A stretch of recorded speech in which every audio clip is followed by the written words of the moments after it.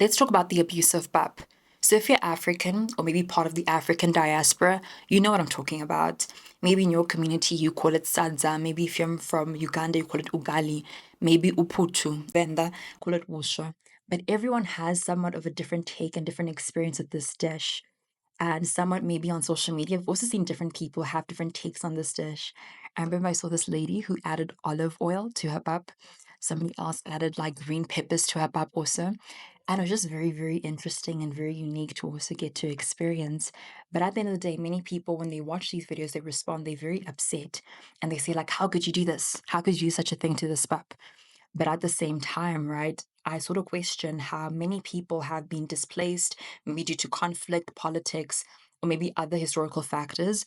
And someone as a means of trying to connect to their culture, they've begun to like adapt it in a way and trying to like sort of keep that alive, but also relate it in the way basically that they know how to. And I sort of wonder like how does this also impact how this thing begins to also evolve and also change and impact everybody else? As I was researching this topic, one of the craziest things I learned is that maize meal, like corn and everything, doesn't actually come from Africa. It actually comes from Mexico. That was like a wow, like a sort of like a cultural crisis for me, just learning that and realizing that. So, in this video, I'm going to be discussing the history of pap, putu, whatever you want to call it, and also not only that, but also looking at how it's also changing in the modern day context and what can we do as different people from the across the diaspora and people who live within Africa also like myself. So yeah, hit the like button and also hit subscribe. Let me know what your thoughts on this entire topic and the questions that I just raised right now. Maize meal corn is not actually indigenous to Africa. What people traditionally ate was like sorghum, millet, and also yam. Those are like core staples. But of course, we have history. So let's get into that. So maize meal or corn didn't actually look like the maize meal or corn of today. It was called, the ancestor is called teosint or teosinte. I hope I'm saying that right. So this aspect, right, what happened is that a lot of indigenous Mexicans actually began to plant the ones that actually grew, the ones that actually grew well. So like, for example, this year they had a good yield of teosint. And what happens like, okay, I like this one. I like this one that had a good yield. It was really durable, easier for me to grind. I'm going to take the seeds of this one and I'm going to plant it over again. And what this is selective breeding, like basically choosing what the aspects that you want to sort of emerge from this. And as a result of the situation, sort of like began to create the evolution of corn.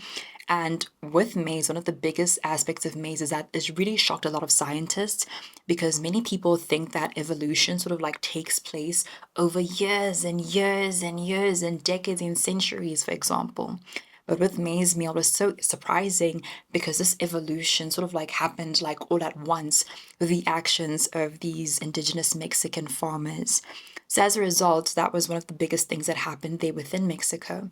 But of course, Christopher Columbus left Spain. He left in the 1400s in 1492. And when he arrived in Spain, of course, he had brought a lot of disease, illness. And when he had left Mexico, he returned back to Europe with all of this, all of the products that he learned from Mexico and that region, entire like Latin American region. And with him, he took corn, the corn that was still in the process of evolution was at this point. And when he introduced it to the European atmosphere and the entire European climate, it also began to further adapt and also change in a different way, also adjusting to that environment. And as a result, that created the corn that we know today. So as a result, he's taking this back to Europe and he brings, again, because it's in Europe, other people who are imperialists also begin to spread that to the other colonies. And it happened to land on our African shores. And that is somewhat how the story of maize meal being introduced to us as Africans began. And also that entire situation of Christopher Columbus going back to Spain, going back to Europe. This entire situation of that is called the Columbus Exchange, where somewhat like colonizers or different aspects of trade begin to occur, and somewhat like the initial blueprint of globalization and also trade, international trade in a way. In terms of maize meal was spreading rapidly. This began around about the 16th and the 17th centuries, and you sort of can also pinpoint where this is in history.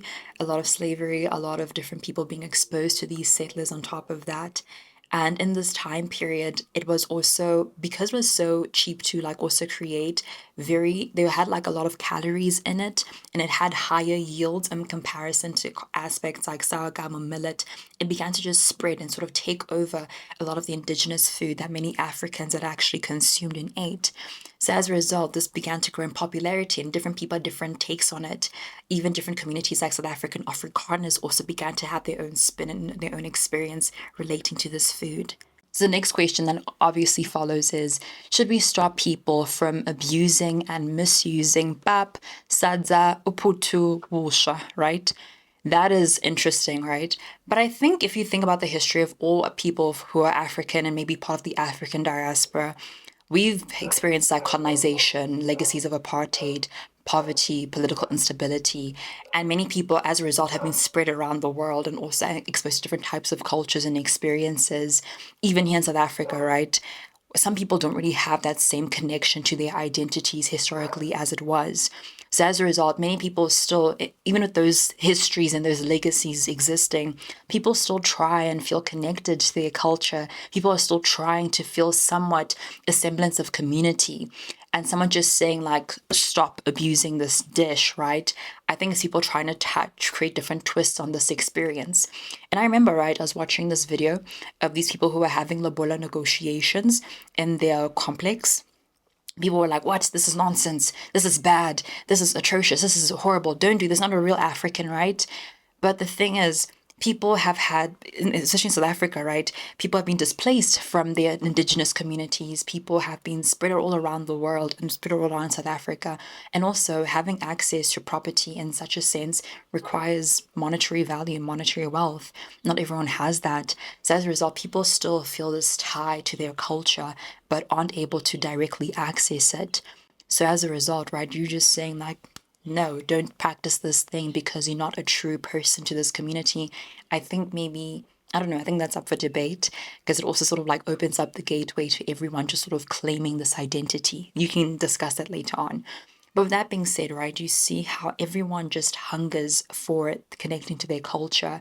And I wonder, like, is it such a bad thing for when people sacrifice, like, sort of crucify these people for choosing to have different types of expressions of this culture and this identity? Just jumping in quickly, I want to just mention that the clips I'm about to insert are not to bully or ridicule the brides featured or their celebrations. I think all of them are very beautiful and had really amazing celebrations, and I honestly wish I was there because it looks so fun. But also just more so to just show that how this practice so it looks so different from maybe how our ancestors and different people thought it would look maybe in 2025. And also due to the fact of like all the things I mentioned earlier on, how things have changed and also evolved. But also, right, I think it was just really publicly available. But just also bear in mind, there are many tribes, communities, and also these practices change depending on the community that you're in. So who should we actually choose?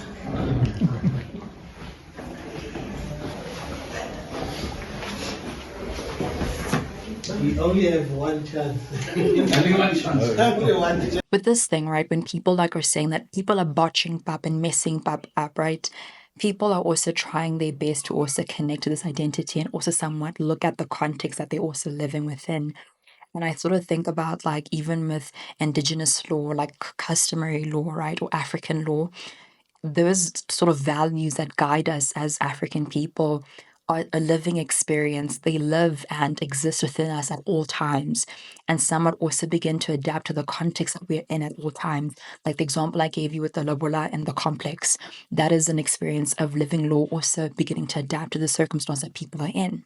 So, all that being said, right, should we crucify people for taking the cards that they are dealt with and trying to bring them together with their own identity and their culture? I don't know. Let me know what your thoughts are. And also, does this also create a situation where the floodgates are just open for everything, open for nonsense, open for people to just sort of call things culture when it's clearly not culture and identity? Let me know what your thoughts are. And yeah, I'll see you in the next video. Bye.